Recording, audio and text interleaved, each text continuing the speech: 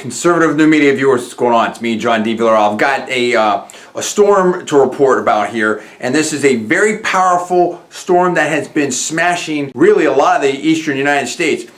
First, this thing started in the Gulf, as you might be able to see up here, and then it just went through Arkansas. It was responsible for a lot of tornadoes and severe weather. It has pushed up through the central east part of the United States into Ohio. It has slammed New York and other parts of the Northeast. There's been some discussion that there may be a foot to a foot and a half of snow in some of these parts. Winds around 30 miles an hour. It's a very serious, I believe, low-end blizzard type situation, and unfortunately there are a number of deaths that have occurred because of this storm. I hope everybody out there is staying safe. Hopefully this storm will let up soon. Reporting for Conservative Media, I'm John D. Villarreal.